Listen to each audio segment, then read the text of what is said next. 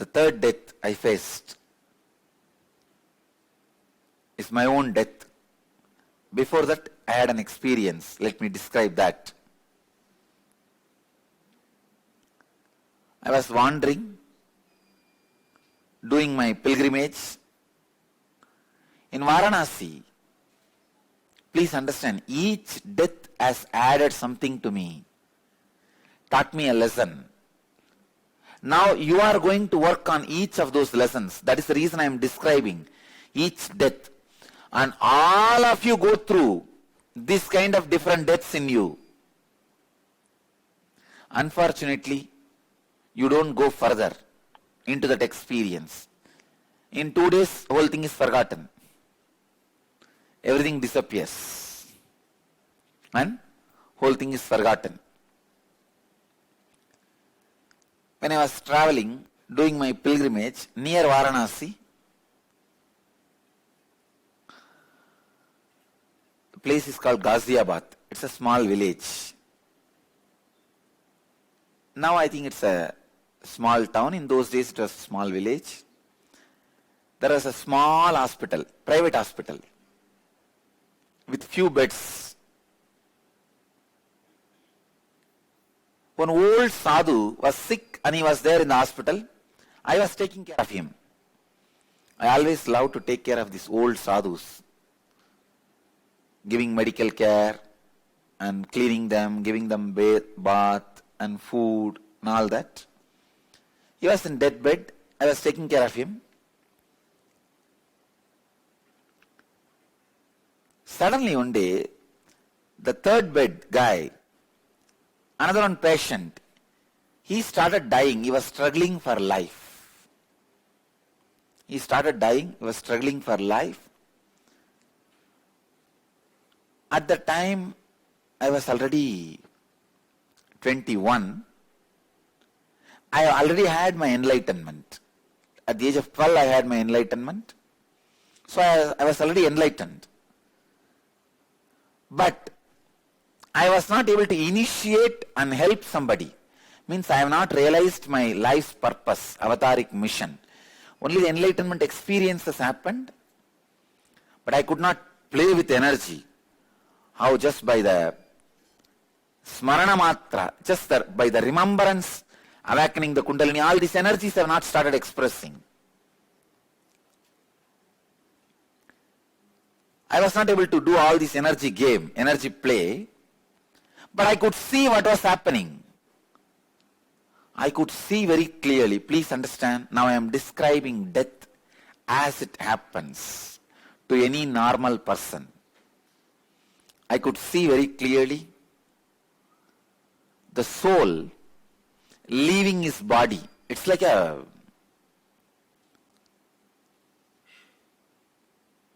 literally peeling the skin. I don't know how you will understand.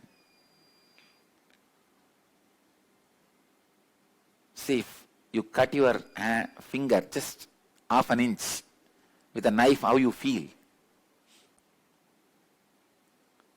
So multiply that all over the skin. Any of you have seen that goat's skin being peeled and all that? I could see very clearly the pain was so intense. The whole skin was getting, the consciousness was getting removed from the skin. The whole skin became numb. Means he fell into unconscious. See, when the pain is too much, you automatically fall into the coma stage.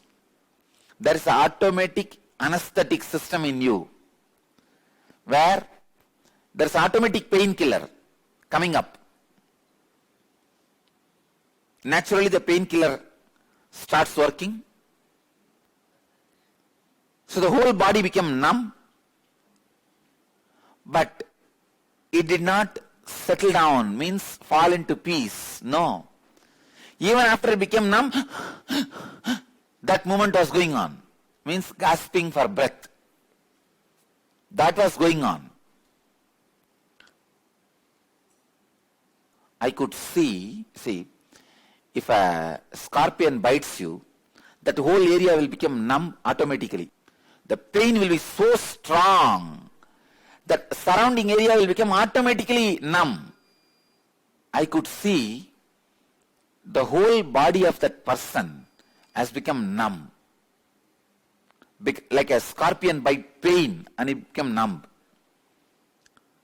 Then the next thing I could see, his body was gasping for breath. During that time, all his desires are forcing, hey, I want to live in the body and enjoy all these desires, fulfill me. Body is saying, no, I am tired and old, I cannot be used anymore, you please leave. You go and find some other body. This fight has become suffering in that person. Then I could see all the guilt patterns raising in him. I could have fulfilled myself all these desires, I could have cleared, I could have lived these desires. Why did I live like this? Why did I live like that? He was repenting about his past. Then, finally I could see his body fell into coma, mind fell into coma, and breathing fell into coma. He just fell into pain, hell. And the moment he fell into the pain, in 3 seconds, he assumed another one body. He just moved to the next body, next level of birth. He took birth as a human being somewhere. I could see the whole thing happening. Exactly what happens, when the gasping for breath happens, the prana sarira become active. The stula sarira, physical body, is no more useful, but the pranic body, that becomes active. All the desires will come up. Desire means visualization. So visualization means what? Eyes. So eyes get into the high frequency and then stops. Understand?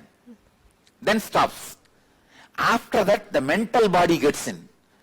This area will become violent. Once the eyeball stops, this area, of course, from outside you can't feel. If you have any other way, method of rod or anything inside, and study the vibration happening, it's almost like a whole brain will lit up. The mental body will become active. Then after that mental body functions, your whole brain will lit up and fuse will go. Then after that you can't bring them back. The 4th, 5th, 6th body layer and all is in the subtle planes. It's a different plane. Only when 3 bodies die in you, you are medically declared dead. After you are medically declared dead, 4 more bodies will be alive in you. That will take a lot of time. Sometime even 13 days it takes. Because the karma baggage has to move from this body to the next body. You take new body in 3 seconds, but your baggage, you all service takes 13 days. You move, you fly, but the U-Haul service takes 13 days. See, ordinarily how the death happens, I saw in the death, it is like 7 big rooms are there and 25 football players are there in each room. The soul is a football. It is left and 25 players are kicking that football. 25 of your desires are standing and kicking you. Hey, I told you to drink coffee every day. You fellow did not. I told you fellow, I want ice cream. You did not fulfill me. And the other fellow, I told you I want lust to be fulfilled. You did not fulfill me. I told you I want car and house. You did not fulfill me. All those desires are going to kick that soul.